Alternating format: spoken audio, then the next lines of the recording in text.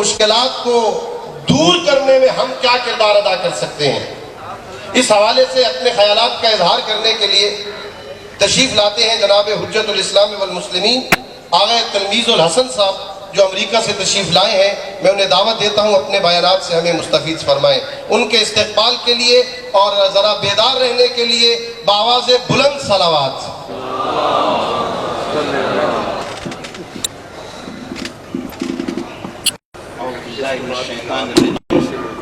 بسم اللہ الرحمن الرحیم۔ الحمدللہ وکفا والسلام علی عبادہ الذین اصطفیٰ انما یخشی اللہ من عبادہ العلماء۔ مہمان گرامی، صدر محترم، علماء روحانی اور نورانی بز میں شرکت باعث سعادت اور موجب شرف ہے۔ یقیناً اس سے پہلے ہے کہ ہم اس موقع پر جو جامعۃ المنتظر کی گولڈن جوبلی کی تقریب ہے، علم سے، اس گہوارے علم سے مجھے بڑی محبت بھی ہے اور عقیدت بھی ہے۔ میں 1956 اور 57 میں یہاں تھا اور جامعہ امامیہ میں طالب علم کی حیثیت سے تھا، تو اس وقت جامعۃ المنتظر میں بھی میرا آنا جانا رہتا تھا، اور اس دوران میں جو حضرات تھے اس سے میرے کافی مراسم رہے۔ جہاں تک موضوع کا تعلق ہے، اگر اس کے بعد اس کو بچانا ہے، بچانے کے لیے کیا کام انجام دینے ہیں۔ آج جب ہم دنیا پہ نظر کرتے ہیں تو ہمیں یہ پتہ چلتا ہے کہ وہ قومیں آفتاب و ماہتاب بن کر چمک دمک رہی ہیں، فروزہ ہیں، درخشاں ہیں، منور ہیں، کہ جو علم کے میدان میں سب سے آگے ہیں، جو علم پر چھائی ہوئی ہیں، افق علم پر چھائی ہوئی ہیں۔ آج کامیابی کا راز علم ہے، علم کے بغیر کامیابی نہیں مل سکتی، کامرانی حاصل نہیں ہو سکتی۔ اور پھر بالخصوص ہم تو ان کے ماننے والے ہیں کہ حضور نے فرمایا انا مدینۃ العلم وعلی بابھا، میں علم کا شہر ہوں، علی اس کا دروازہ ہے۔ علم سے ہمارا بہت قریبی تعلق ہے۔ دنیا میں ترقی کا راز یہ ہے کہ علم جس کے پاس ہے وہی ترقی یافتہ ہے، اور جہاں جہالت ہے وہاں گمنامی کے پردوں میں وہ سب غائب ہیں، چھپے ہوئے ہیں۔ اب علم خواہ وہ دنیاوی ہو خواہ وہ دینی ہو، اور چونکہ دین اور دنیا دو الگ الگ چیزیں نہیں ہیں، بلکہ کوشش یہی ہے اسلام کی کہ دنیا کو بھی دین بنا دے۔ ہمارا ہر نفس، ہر سانس، ہر لمحہ دین ہی کے شعور میں بسر ہو، ہر عمل دین بن جائے، جو دنیاوی علوم ہیں یہ بھی دین بن جائیں، اگر ہماری نیت یہ ہو کہ ہم نیک مقصد کے لیے اسے حاصل کر رہے ہیں۔ پاکستان کے استحکام کے لیے یہ لازمی و لابودی ہے کہ ہم علم کے میدان میں آگے بڑھیں۔ حوض علمیہ یہ وہ اساس ہے، یہ وہ بنیاد ہے، یہ وہ جگہ ہے جہاں سے علماء دنیا میں پھیلتے ہیں اور علم کو پھیلاتے ہیں۔ ہم نے اگر پرانا نظام تعلیم رکھا ہوا ہے جو آج کے دور سے ہم آہنگ نہیں ہے، تو پھر ہم دنیا میں ترقی نہیں کر سکتے، دنیا کے دوش بدوش نہیں چل سکتے۔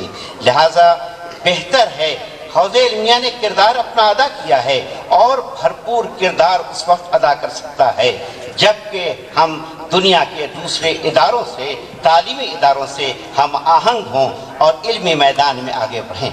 میں ایک معمولی سی مثال دیتا ہوں۔ یہاں علم کی کمی ہے، اس لیے ترقی کی بھی کمی ہے۔ استحکام پاکستان میں دشواریاں ہیں، یہ جہالت ہے جو آپس میں जंग व जिदाल पर लोगों को मसरूफ़ किए हुए है और बाहमी लड़ रहे हैं, झगड़ रहे हैं। अगर इल्म होता तो वुसअत नज़र होती, अगर इल्म होता तो रवादारी होती, अगर इल्म होता तो इसार और कुर्बानी होती। इल्म से महरूम हैं, इसलिए ये सब झगड़े हैं, ये सब फसादात हैं, ये इंतशार है, ये बेचैनी है, ये इस्तराब है, महज अदम इल्म की बुनियाद पर, जहालत की वजह से। अमेरिका में इल्म चूँकि ज़्यादा है और वहाँ तालीम आम है, हर फर्द इल्म हासिल करता है। इसकी एक मामूली सी मैं मिसाल पेश करता हूँ कि वहाँ के जितने नोट हैं, $1 का हो या 2 का हो या 5 का हो या 10 का हो या 20 का हो या 50 का हो या 100 का हो, सबका साइज एक होता है और रंग एक होता है। सिर्फ उस पर लिखा हुआ जो हिस्से हैं वो अलग अलग होते हैं, 1 और 2 और 5 और 10 और 50, लेकिन रंग भी एक होता है। क्यों? इसलिए कि सब पढ़ना जानते हैं और समझ सकते हैं कि कौन सा नोट ले रहे हैं। कि वो ममालिक जहाँ इल्म की कमी है वहाँ पर आप देखेंगे रंग का इख्तिलाफ है। क्यों? कुछ साइज छोटा और बड़ा है, महज इसलिए कि लोग रंग से पहचानते हैं। इल्म की कमी है। आज अगर इल्म के लिहाज से हम गालिब आ जाएं और इल्म के लिहाज से हम हावी हो जाएं, हौज़े इल्मिया बहुत बड़ा किरदार अदा कर सकता है दुनिया में। और यकीनन सबसे मुश्किल यही तालीम है जो उलमा हासिल करते हैं। अंग्रेज़ी इल्म या दूसरे उलूम या जो भी डॉक्टरी का मैदान है या इंजीनियरिंग का है, वो निस्बतन आसान है इस इल्म की बनिस्बत जो हम हासिल कर रहे हैं, जो विरासत अंबिया है, जो मीरास अंबिया है। इसके लिए जो कुर्बानियाँ दी जा रही हैं, इसके लिए जो हम वक्त सर्फ कर रहे हैं नेक मकसद के लिए, अगर आज हम चाहते हैं कि इस्तेहकाम पाकिस्तान हो, पाकिस्तान मुस्तहकम हो, तो उसके लिए हौज़े इल्मिया को वो मेयार मिलना चाहिए, हौज़े इल्मिया को वो वक़ार मिलना चाहिए, हौज़े इल्मिया को वो हैसियत मिलनी चाहिए जो यूनिवर्सिटीज़ की हैसियत है। उससे बेहतर इसे हमें बनाना है, ताकि जब ये मुअज़्ज़ज़ और मुहतरम और मुकर्रम बन जाएगा आवाम की निगाह में, लोगों की निगाह में, तो आप देखिएगा कि ये किस कदर बेशबहा तरीके से, कितने खूबसूरत अंदाज से आगे बढ़ा सकता है लोगों के फ़िक्र को बदलना, लोगों के शऊर को बदलना, लोगों के एहसास को बदलना। क्योंकि उलमा वो हैं तो आवाम से राबिता रखते हैं और आवाम को अपनी जानिब माइल करते हैं। इसलिए इल्मी एतबार से हमें पुरवकार बनना है। आज लोग हौज़े है इल्मिया में अपने बच्चों को नहीं भेजते कि मुस्तक़बिल में क्या होगा। वो समझते हैं रिस्क के ज़िम्मेदार वो हैं, इस पे रोज़ी नहीं मिलती, इस पे परेशानियाँ और दुश्वारियाँ होती हैं। तो अगर हम गौर करें कि हम जिन लोगों की तरबियत कर रहे हैं और जो इल्मी लिहाज से सरमाए को लेकर आगे बढ़ रहे हैं, उलमा का किरदार बुनियादी किरदार है लोगों के जहन की और फिक्र की दुरुस्ती में। इसलिए मैं ज़्यादा ज़हमत नहीं देना चाहता और ज़्यादा वक्त नहीं लेना चाहता, सिर्फ ये कहना चाहता हूँ कि आज इस ममलिकत में अगर हम इस्तेहकाम चाहते हैं, अगर निज़ाम चाहते हैं, अगर इसके क़याम को और मुस्तहकम करना चाहते हैं, तो इल्मी लिहाज से हमें आगे बढ़ना होगा और हौज़ा इल्मिया से इस्तिफ़ादा करना होगा। वमा अलैना। जनाब हुज्जतुल इस्लाम वल मुस्लिमीन आग़ा सैयद तिरमीज़ुल हसन साहब, हमारे मुअज़्ज़ज़ मेहमान जो अमेरिका से तशरीफ़ लाए थे इस अज़मत इल्म व उलमा कॉन्फ्रेंस में शिरकत के लिए, वो अपने ख़यालात का इज़हार फरमा रहे थे, जिन्होंने इस्तेहकाम पाकिस्तान के लिए ज़रूरी करार दिया कि अगर पाकिस्तान को मुस्तहकम करना चाहते हैं, पाकिस्तान को मुस्तहकम देखना चाहते हैं, पाकिस्तान को मुस्तहकम अंदाज में आइंदा नस्लों तक मुंतकिल करना चाहते हैं, तो आपको जहालत से बचना होगा, इल्म की रोशनी को आम करना होगा। जितना इल्म बढ़ता चला जाएगा उतना पाकिस्तान मुस्तहकम होता चला जाएगा। और इस इल्म की नश्र व इशात, इल्म की तबलीग और इल्म के फ़रोग़ के लिए मदारिस दीनिया अपना बुनियादी किरदार अदा कर रहे हैं। और हमें चाहिए, कोशिश करनी चाहिए کہ اس حوالے سے بھی اگر ہمارے اندر کچھ نقائص ہیں انہیں دور کریں، علم کی روشنی کو عام کریں، علم کے ساتھ ساتھ عمل کو بھی عام کریں، اور جب علم و عمل کا امتزاج ہوگا تو پاکستان مستحکم ہوتا چلا جائے گا۔ ہماری اس کانفرنس میں اب میں حجت الاسلام والمسلمین جناب علامہ الشیخ محمد حسین صاحب قبلہ نجفی کو دعوت دیتا ہوں کہ اسی موضوع پر کہ استحکام پاکستان اور مدارس دینیہ، دینی مدرسے، حوزہائے علمیہ، مکتب آل محمد علیہ السلام کے علوم کے ترجمان پاکستان کو مستحکم کرنے میں کیا کردار ادا کر سکتے ہیں، اپنے خیالات کا اظہار فرمائیں۔ جناب حجت الاسلام والمسلمین علامہ شیخ محمد حسین صاحب قبلہ نجفی بآواز بلند صلوات۔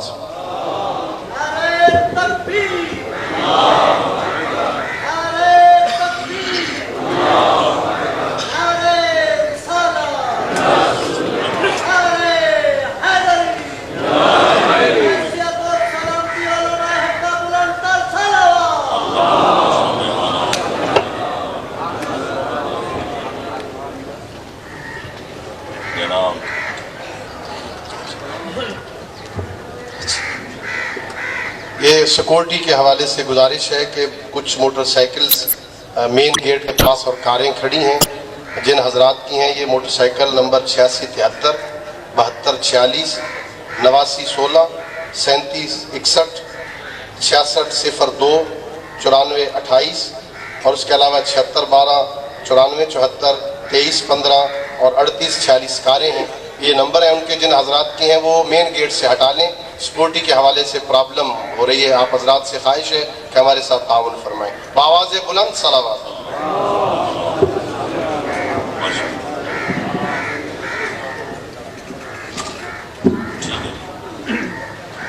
جناب آیت اللہ مدذل العالی، دوسرے مجج اسلام، علماء کرام، مومنین اعظام، سب کی خدمت میں ہدیہ سلام پیش کرتا ہوں۔ السلام علیکم ورحمۃ اللہ۔ سب سے پہلے تو میں خالق اکبر کا شکریہ ادا کرتا ہوں کہ پاکستان کی ابتدا میں وہ دور بھی تھا کہ جب ہمیں نماز پڑھانے کے لیے پیش نماز نہیں ملتا تھا، نکاح پڑھانے کے لیے نکاح خان نہیں ملتا تھا، لیکن مدارس دینیہ کی برکت اور ان کے فیض سے آج بحمدللہ اماموں کی بہار نظر آتی ہے۔ ادھر دیکھا جائے ادھر علماء کرام نظر آتے ہیں۔ خداوند عالم جن کو اور زیادہ کثرت عطا فرمائے اور حاسدین و باغین اور معاندین کی شر سے اپنے حفظ و امان میں رکھے۔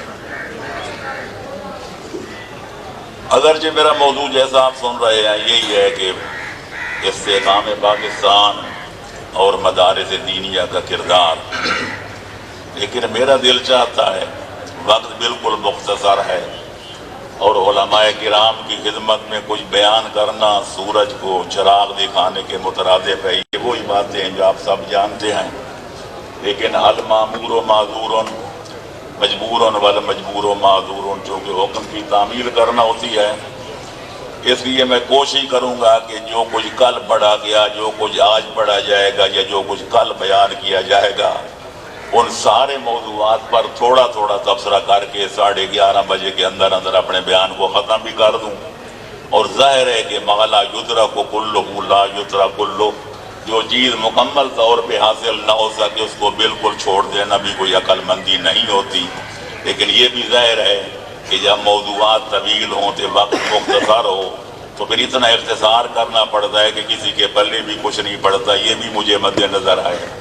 سب سے پہلے میں حوزہ علمیہ جامعۃ المنتظر کے اراکین، اساتذہ اور باقی ساتھیوں حضرات جن کا تعلق اس سے کسی طرح بھی ہے، ان کی خدمت میں ہدیہ مبارکباد پیش کرتا ہوں کہ انہوں نے اس کے تاسیس کے دن سے لے کر آج تک بحمدللہ وہ خدمات جلیلہ ادا کیے ہیں کہ جن کا کوئی شبرہ چشم بھی انکار کر سکتا ہے، کوئی بالغ النظر، کوئی منصف مزاج، کوئی اہل انصاف انکار نہیں کر سکتا۔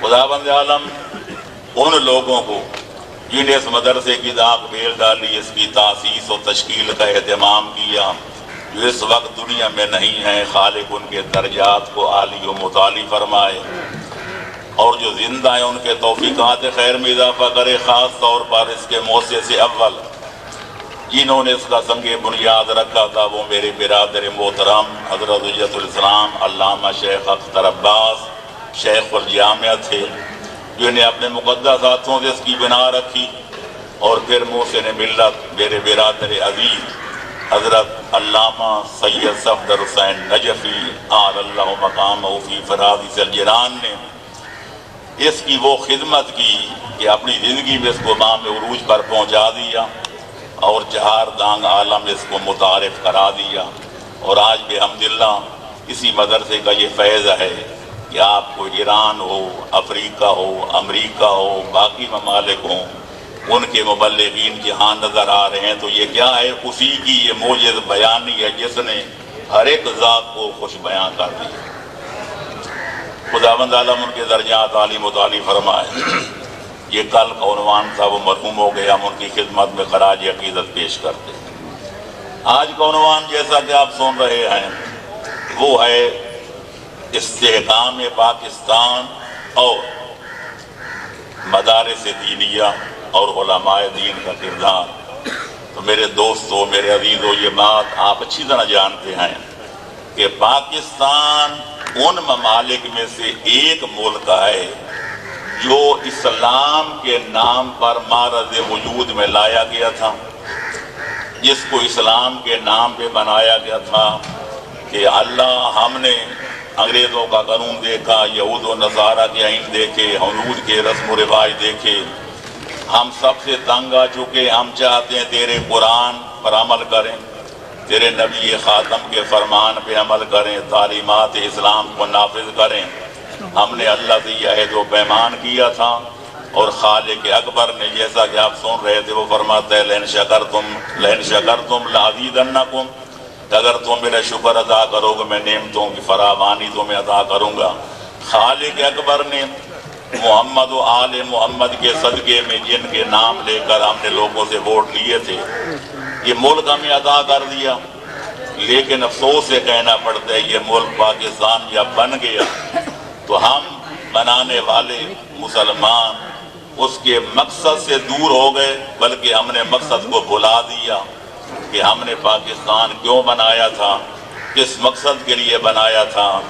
تو میرے دوستوں اور عزیزوں اور بزرگوں، جہاں تک پاکستان کے استحکام کا تعلق ہے، اس وقت تک پاکستان مستحکم نہیں ہو سکتا جب تک یہاں اسلام کے قانون کو نافذ نہ کیا جائے۔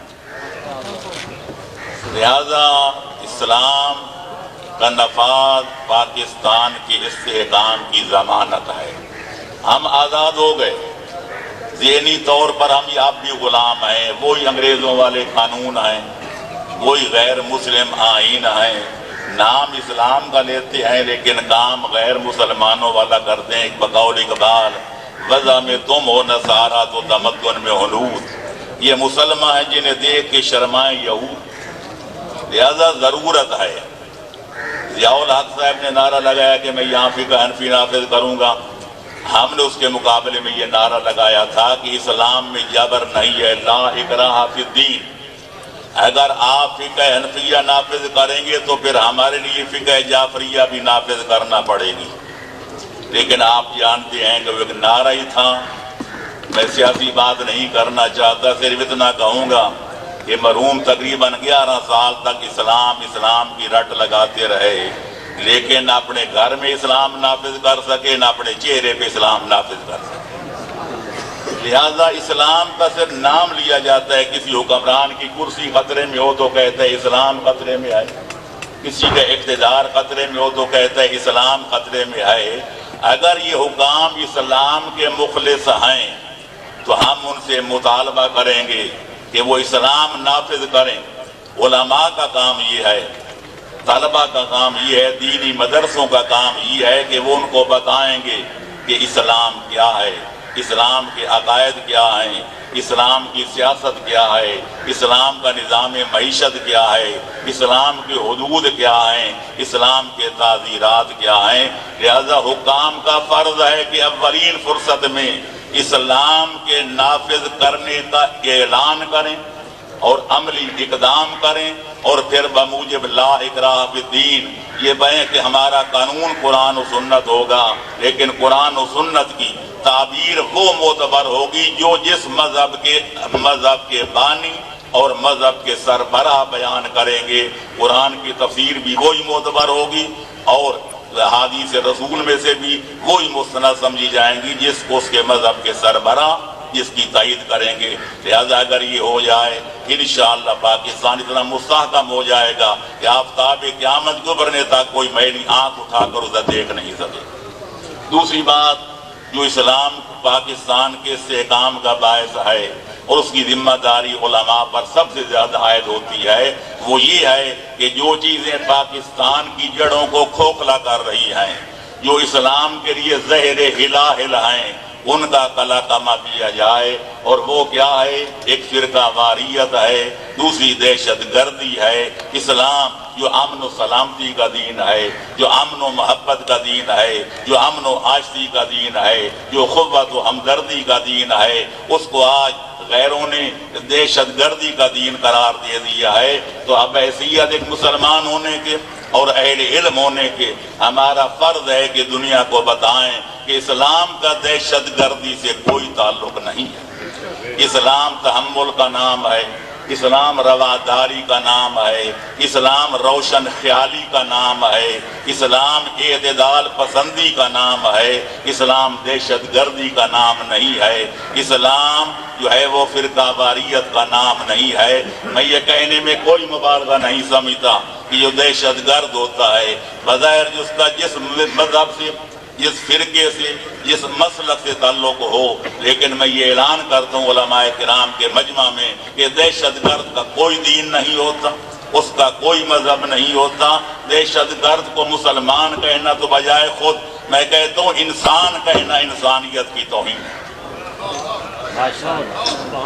انسان اسے کہتے ہیں جس میں انس پایا جائے، جس میں محبت پائی جائے، جس میں قوت پائی جائے، جو دکھی کو دیکھے تو خود دکھی ہو جائے، پریشان کو دیکھے تو پریشان ہو جائے۔ جب تک اس کی پریشانی کا ازالہ نہ کر لے اس کو چین نہ آئے۔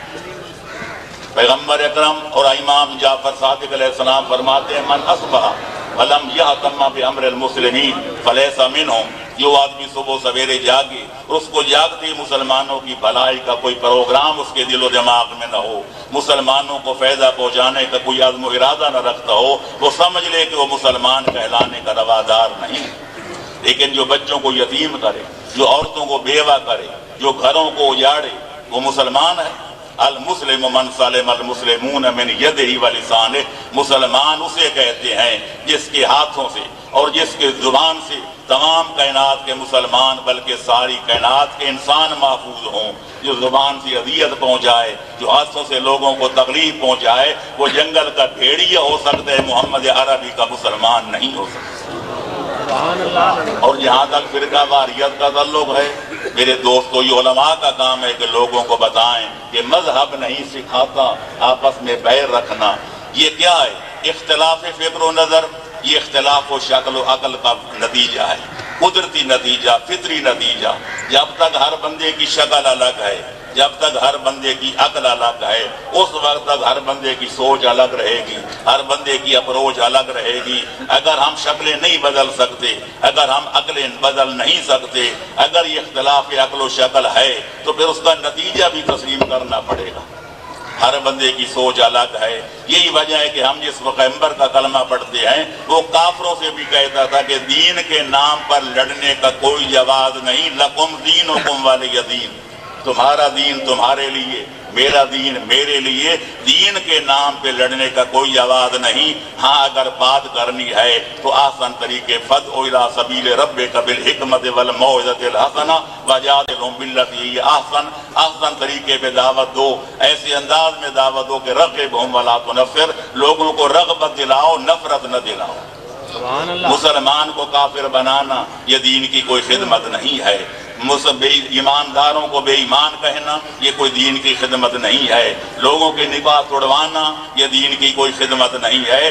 اسلام فصل کا قائل ہے، وہ فصل کا قائل نہیں ہے، وہ جوڑنے کا قائل ہے، وہ توڑنے کا قائل نہیں ہے۔ کتنا ظلم ہے کہ ایک بندہ نماز پڑھتا ہے، ایک روزہ رکھتا ہے، حج بیت اللہ کرتا ہے، خدا اور رسول کا نام جپتا ہے، لیکن چونکہ وہ میرے مسلک کے خلاف ہے، میرے نظریے سے اختلاف رکھتا ہے، تو میں اس پر کفر کا فتویٰ لگا دوں، پھر وہ مجھے کافر کہے گا، میں اسے کافر کہوں گا۔ خالق فرماتا ہے لا تنازعوا فتفشلوا وتذهب ريحكم، آپس میں اختلاف نہ کرو ورنہ کمزور پڑ جاؤ گے، اور جب کمزور پڑ جاؤ گے تمہاری ہوا اکھڑ جائے گی اور دشمن کے لیے لقمہ تر بن کے رہ جاؤ گے۔ لہذا ضرورت ہے کہ واعتصموا بحبل اللہ جميعا ولا تفرقوا، کو مد نظر رکھتے ہوئے برداشت کریں، اس لیے کہ ہاں اگر پیغمبر فرما سکتے ہیں کہ تمہارا دین تمہارے لیے، میرا دین میرے لیے، تو ہم اپنے بھائیوں سے جن کے ساتھ ہمارے مشترکات بھی ہیں، کوئی مختلفات بھی ہیں، اسلام کا نظریہ یہ ہے کہ متفقات کو، مشترکات کو لے لیا جائے، ان کو وجہ اتحاد قرار دیا جائے، مختلفات کو چھوڑ دیا جائے، یا یوں کہوں کہ مشترکات کو چھوڑا نہ جائے، مختلفات کو چھیڑا نہ جائے، اور یہ کہا جائے لکم مذہبکم ولی مذہبی، تمہارا مذہب تمہارے لیے، میرا مذہب میرے لیے، لکم مسلککم ولنا مسلکنا، تمہارا مسلک تمہارے لیے، ہمارا مسلک ہمارے لیے۔ مذہب برداشت کا نام ہے، لڑائی جھگڑے کا نام نہیں ہے۔ دین تحمل کا نام ہے، دین رواداری کا نام ہے۔ اگر یہ چیزیں اسی طرح رہیں، اگر یہ دہشت گردی ہوتی رہی، اگر یہ فرقہ واریت کے جرثوم بڑھتے رہے، تو پھر ملک پاکستان کا، عالم اسلام کی بھی کوئی سلامتی کی گارنٹی نہیں دے سکتا۔ اس لیے مسلمانوں کا فرض اولین ہے، اور خاص طور پر بحمدللہ پاکستان جو ایک اسلام کے ایک مرکزی ملک ہے، جو ایک ایٹمی ملک ہے، سارے عالم اسلام کی نظریں آج پاکستان پہ لگی ہوئی ہیں۔ بحمدللہ ہم نے اس کی قیادت کرنی ہے، عالم اسلام کی رہنمائی کرنی ہے، ہم نے عالم اسلام کی حمایت کرنی ہے، ہم نے عالم اسلام کو انگلی سے پکڑ کے آگے منزل ترقی کی طرف لے جانا ہے۔ تو پھر ہمیں اپنے پاکستان کے ملک سے فرقہ واریت کی لعنت کو ختم کرنا ہوگا، دہشت گردی کو ختم کرنا ہوگا، اور یہ تب ہی ہو سکتا ہے کہ ہمارے مدارس دینیہ میں ایسا نصاب رکھا جائے جس میں اسلام کی حقیقی تعلیمات کا انتظام کیا جائے، جس میں اسلام کی حقیقی تعلیمات کی نشر و اشاعت کا اہتمام کیا جائے، فرقہ واریت، دہشت گردی کے خلاف طالب علموں کی تربیت کی جائے، ان کے ذہنوں میں یہ چیز بھری جائے کہ مذہب نہیں سکھاتا آپس میں بیر رکھنا۔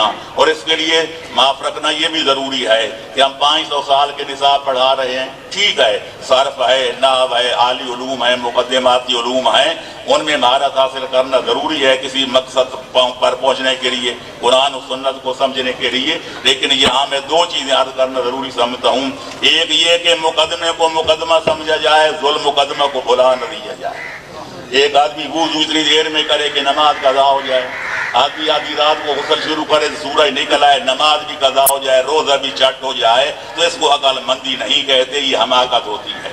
تو لہٰذا ہم سارے علوم عالیہ پڑھتے پڑھتے زندگی ختم کر دیں، اور جس مقصد کے لیے پڑھے تھے، ایک قرآن اور 14 کا فرمان، نہ قرآن کو سمجھنے کی نوبت آئے، نہ 14 کے فرمان کو دیکھنے کی نوبت آئے، پھر علوم عالیہ پڑھنے کا فائدہ کیا ہے؟ اور دوسری چیز جو میں عرض کروں گا وہ یہ ہے کہ جب ہمارے کالجوں میں، یونیورسٹیوں میں ہر سال نظام بدل رہے ہیں، نصاب بدل رہے ہیں، تو یہاں علوم عربیہ کے طالب علموں کو بھی سیکھنا چاہیے، مدارس دینیہ کے مدرسین اور منتظمین کو بھی سوچنا چاہیے کہ آج پرانے نظریات بدل چکے ہیں، آج بطری موس کا نظام ہے جو ہے وہ حیات بدل چکا ہے، بس جالینوس اور ارسطو کے نظریات بدل چکے ہیں، تو ہمیں بھی چاہیے ان علوم میں ایسی کتابیں داخل نصاب کریں کہ ہمارے طالب علموں کا دنیا مذاق نہ اڑائے کہ وہ کہیں جناب سورج جو ہے وہ اتنے فاصلے پر ہے، تو زمین یوں ہے، تو فلانی چیز یوں ہے، تو آسمان ٹھوس ہے، کہ 700 سال تک آدمی گھوڑا دوڑائے تو اس کی چوڑان ختم نہیں ہوتی۔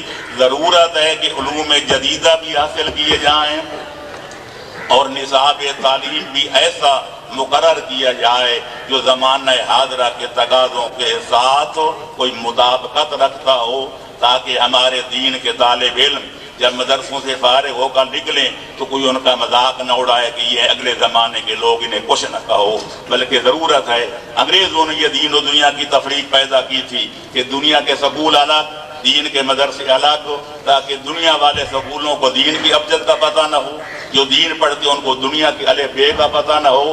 ضرورت ہے کہ ان کا دنیاوی اور اخروی، دینی اور دنیاوی علوم کا ایسا حسین امتزاج قائم کیا جائے کہ دین پڑھنے والوں کو دنیا معلوم ہو اور دنیا کے کالجوں میں پڑھنے والوں کو دین کے معلومات بھی ہونے چاہیے، تب انشاءاللہ ہم مسلمان ترقی کر سکیں گے۔ اور ظاہر ہے کہ یہ ذمہ داری بھی علماء پر اور مدارس پر عائد ہوتی ہے کہ وہ زمانے کو دیکھیں، اس کے تقاضوں کو دیکھیں، پھر ان سے عہدہ برا ہونے کی تدابیر پہ غور کریں۔ پھر دقیانوسی خیال کہ چونکہ ہمارے اتنے 100 سال سے یہ نظام چل رہا ہے اس میں رد و بدل نہیں ہو سکتا، نہیں، ایسا ہونا چاہیے، رد و بدل کرنا چاہیے، ایک موقع کا کام نہیں ہے۔ پچھلے دنوں میں نے ایک جگہ مسئلہ پیش تھا کہ مسجد جو ہے بنی ہوئی وہ جناب آج کے کتب نما کے مطابق ٹھیک نہیں ہے، تو ہمارے کوئی بزرگ سے کہنے لگے جناب ہمارے بزرگ اسی مسجد میں پڑھتے تھے، ہمارے بزرگوں نے بنائی تھی۔ تو میں نے کہا زمانہ جدید کے اندر جب یہ چیزیں ایجاد ہو چکی ہیں، قبلہ صحیح سمت معلوم ہو سکتی ہے کتب نما کے ذریعے، اب یہی رٹ لگانا کہ پرانے لوگوں نے بنائی تھی، میں نے کہا پرانے لوگ تو گدھوں پہ سوار ہوتے پھر تم ہوائی جہازوں پہ کیوں اٹھتے ہو؟ لہذا آباء و اجداد کی اندھی تقلید جو ہے وہ کام نہیں آتی۔ شجر ہے فرقہ آرائی تصب ہے ثمر اس کا، یہ وہ پھل ہے جو جنت سے نکلواتا ہے آدم کو۔ ایک محقق کو چاہیے الحکمت ذالت المومن حیث ما وجدہا اخذہا، اچھی چیز اس کی گم شدہ مال ہے، اس کو یہاں بھی مل جائے اپنے مال کو حاصل کر لے، خواہ دشمن کے گھر سے بھی کیوں نہ مل جائے۔ ہاں جی ابھی رکھتے ہیں۔ اچھا تو میں بیعت کر رہا تھا کہ اسلام پاکستان کو اگر مستحکم کرنا ہے تو بحمدللہ یہ علماء کرام بطریقے آسن کر سکتے ہیں۔ اس کے لیے بنیادی کام یہی ہے کہ اسلامی تعلیمات کو عام کیا جائے، لوگوں کو بتایا جائے کہ اسلام میں فرقہ واریت کی لعنت کی کوئی گنجائش نہیں ہے، اسلام میں دہشت گردی کی کوئی گنجائش نہیں ہے۔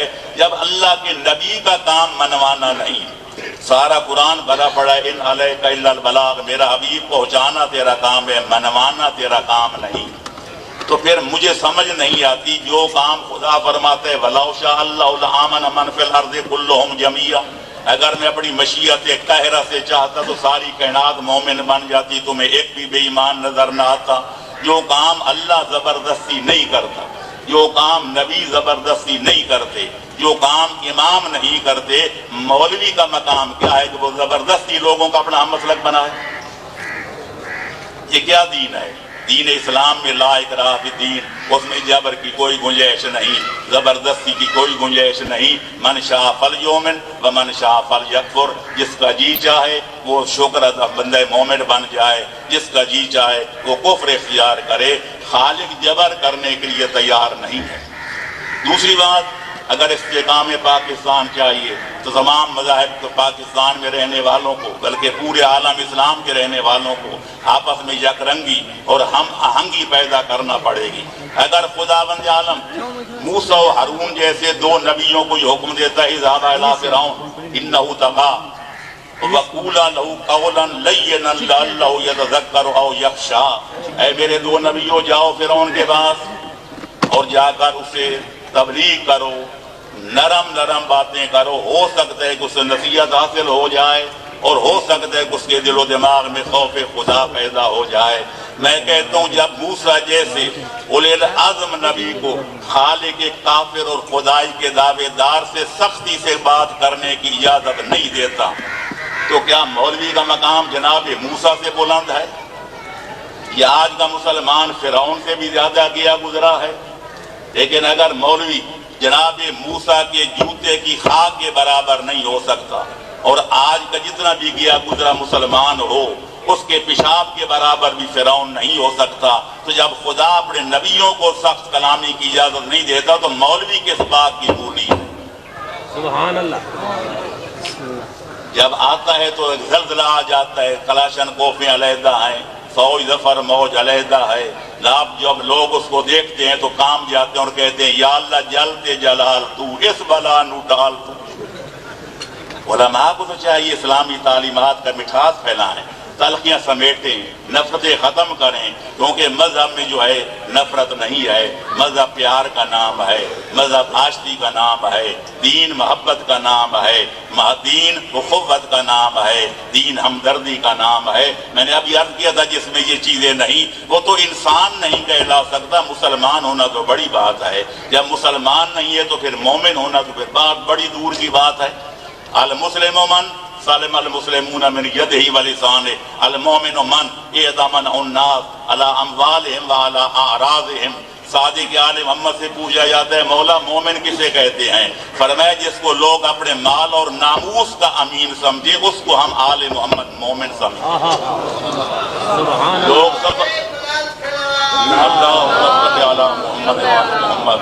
لوگ سفر میں جائیں تو علی کے غلام کے بعد اپنی امانتیں رکھ جائیں، لوگ سفر میں جائیں جوان بیٹیاں، جوان بیویاں، جوان بہنیں علی کے غلام کے حوالے کر جائیں، ان کو یقین ہے کہ جب تک اس کے جسم میں جان ہے ہماری ناموس پر بری نظر نہیں ڈالے گا۔ لہذا ہمیں چاہیے کہ پہلے خود مسلمان بنیں، جب تک ہم اچھے مسلمان نہیں بنیں گے تو دوسروں کو کیسے بنائیں گے؟ کیونکہ خدا فرماتے اتامرون الناس بالبر وتنسون انفسکم، ضرورت ہے کہ پہلے ہم اپنے آپ کو سنواریں، اور خاص طور پر علماء کرام پر معذرت کے ساتھ عرض کروں گا کہ یہ ذمہ داری ضبط سے زیادہ عائد ہوتی ہے، کیونکہ ان کا مقام بھی بہت ہے کہ ان کے جو ہے وہ دوسرے منزل بھی بہت ذریع ہے، یہ ذمہ داریاں بھی بہت زیادہ ہیں۔ تو جناب امام جعفر صادق علیہ السلام سے پوچھا جاتا ہے، کتاب ایقاظ العلماء و تنبیہ الامراء مطبوعہ ایران، اس میں لکھا ہے کہ امام سے پوچھا گیا مولا من خیر الناس بعد الانبیاء والائمہ فقال العلماء اذا سالوا، پوچھا گیا مولا انبیاء اور ائمہ کے بعد ساری دنیا سے افضل لوگ کون ہیں؟ فرمایا علماء، بشرطے کے باعمل ہوں۔ پھر سائل نے پوچھا مولا من شر الناس بعد ابلیس و اعوانہ، شیطان اور اس کے انصار و اعوان کے بعد بدترین خلائق کون ہیں؟ فرمایا العلماء اذا فسد، بدترین خلائق بھی علماء ہیں جبکہ بد کردار ہو جائیں، جب دنیا دار ہو جائیں۔ اور یہ بھی آپ نے حدیث پڑھی ہوگی، سنی ہوگی، کم از کم یہ کئی کتابوں میں موجود ہے کہ امام جعفر صادق علیہ السلام فرماتے ہیں اذا رأیتم العلماء علی باب الامراء فبئس العلماء واذا رأیتم الامراء علی باب العلماء فنعم الامراء، اگر دیکھو کہ علماء اپنی چوپڑیاں چھوڑ کر امراء کی کوٹھیوں کا طواف کر رہے ہوں، وزراء سفراء سے ملاقاتیں کر رہے ہوں، ان کی چاپلوسیاں کر رہے ہوں، تو گواہی دے دینا کہ اپنے دور کے بدترین عالم ہیں۔ اور اگر دیکھو کہ عمرہ اپنی کوٹھیاں چھوڑ کر، اعدادیں چھوڑ کر، اپنے بنگلے چھوڑ کر، محلات چھوڑ کر علماء کی جھونپڑیوں پہ حاضری دے رہے ہو تو گواہی دے دینا اپنے دور کے بہترین عمرہ۔ لیکن افسوس ہے کہنا پڑتا ہے نہ وہ غزنوی میں تڑپ رہی، نہ وہ خم ہے زلف ایاز میں۔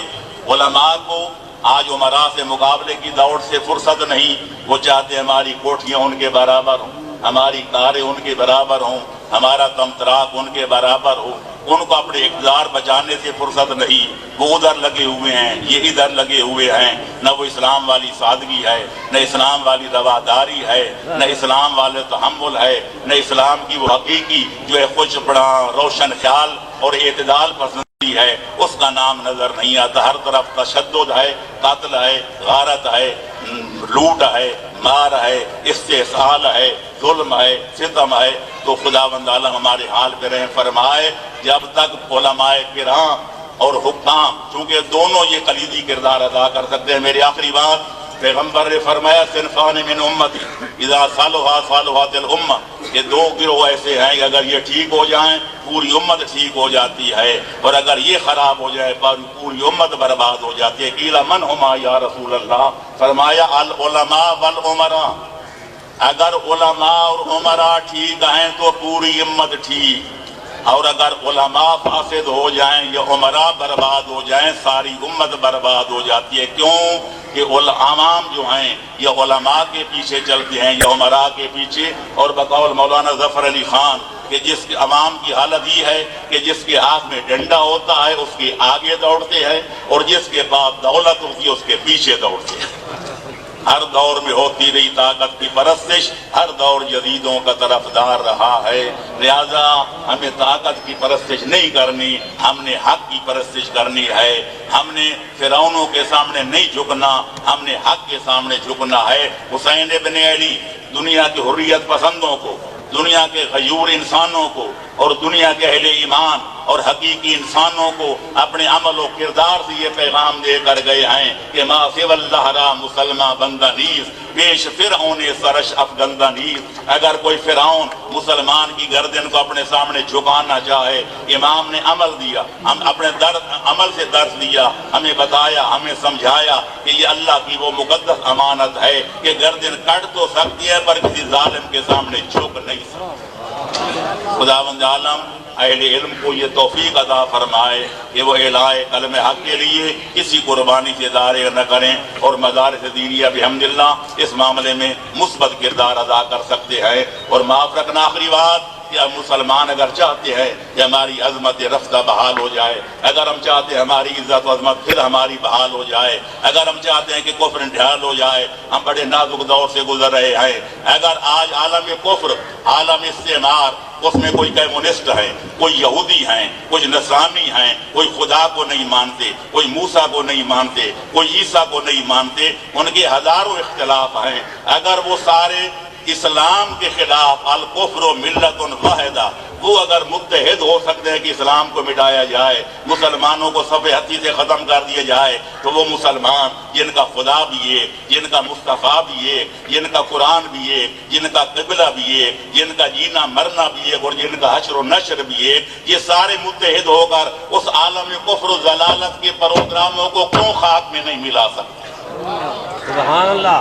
اور خاص طور پر آخری بات میں عرض کر کے ختم کروں گا کہ میرے دوستو، مسلمانوں کا دشمن ایک ہے جو اسلام کا دشمن ہے، اور ہمارے علی والوں کے دشمن دو ہیں۔ ایک اسلام کا دشمن، وہ بھی ہمارا دشمن، وہ ہمیں مسلمان سمجھ کے مٹانا چاہتا ہے۔ دوسرا جو آل محمد کا دشمن ہے وہ بھی ہمارا دشمن ہے، ہمیں محب آل محمد سمجھ کے دنیا کے صفحے سے مٹانا چاہتا ہے۔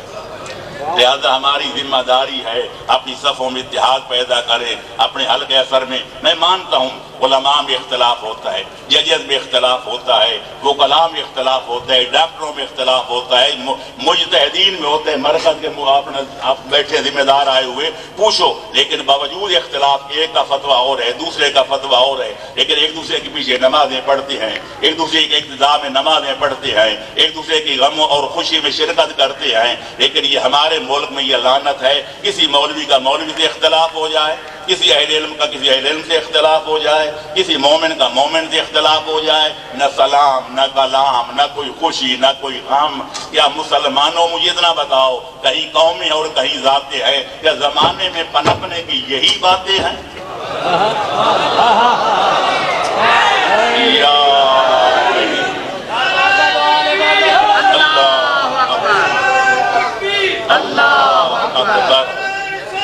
یا رسول اللہ، یا رسول اللہ،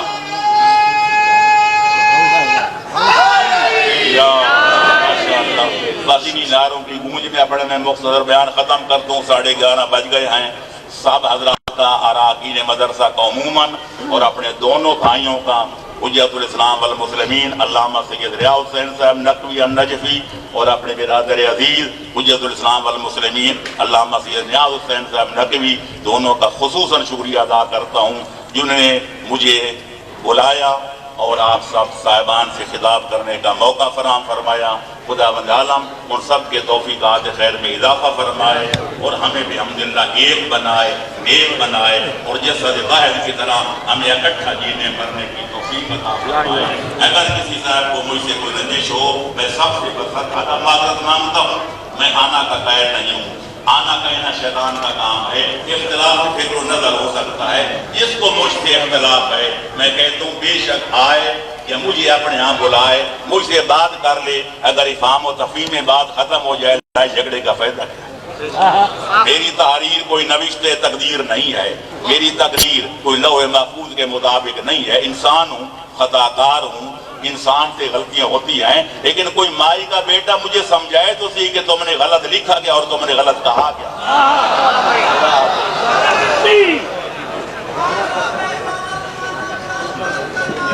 اللہم صلی علی محمد۔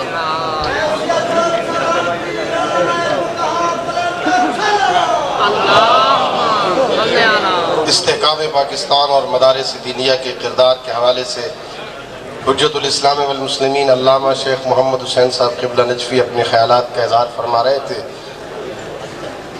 انہوں نے فرمایا استحکام پاکستان کے لیے ضروری ہے کہ اس مملکت خداداد پاکستان میں اسلام کا قانون نافذ کیا جائے۔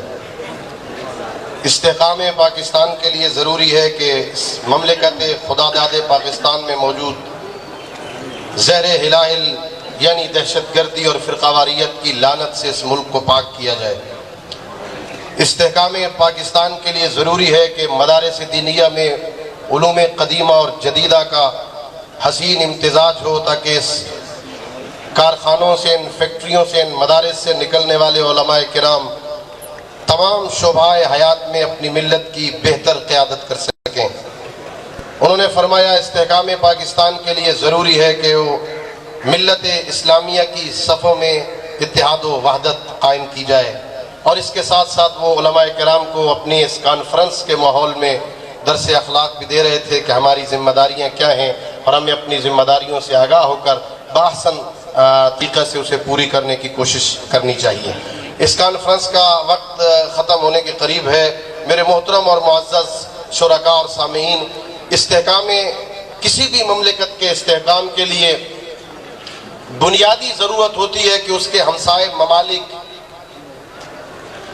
اس ملک کو قبول کریں، اس ملک کی مدد کریں، اس ملک میں جس شے کی ضرورت ہے اسے فراہم کریں۔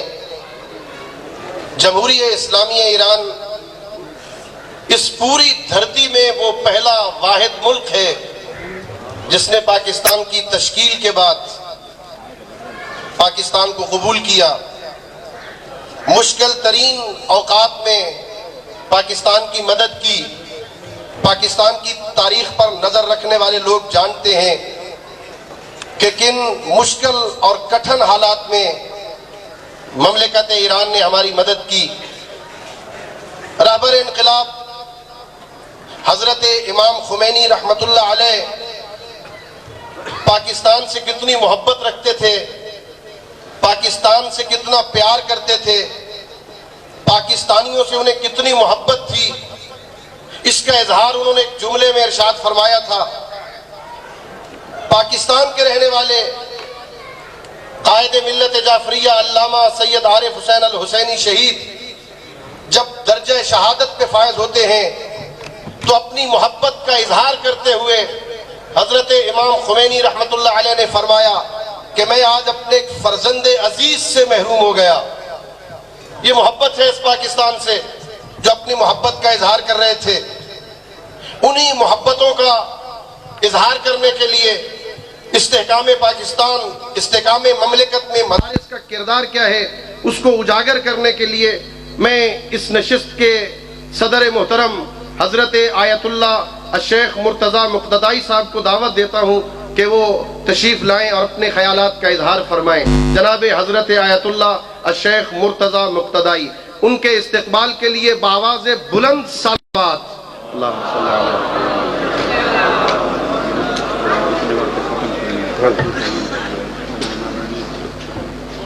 ہمارے اس نشست میں اور بہت سارے معزز مہمانان بھی تشریف لا چکے ہیں۔ جناب محترم مرتضیٰ پویا صاحب، حجت الاسلام والمسلمین علامہ شیخ محسن علی نجفی صاحب، جناب علامہ افتخار حسین نقوی صاحب، جناب یوسف کاظمی صاحب ایڈوکیٹ صاحب، ہمارے جامعہ کے معزز ہمسائے ہیں کرنل محمد ریاض الحق صاحب، ہم سب اپنے معزز مہمانوں کو، جناب محترم ملک ممتاز حسین صاحب ایڈوکیٹ سیالکوٹ سے، اپنے سب معزز مہمانوں کو ہم خوش آمدید کہتے ہیں بآواز بلند صلوات۔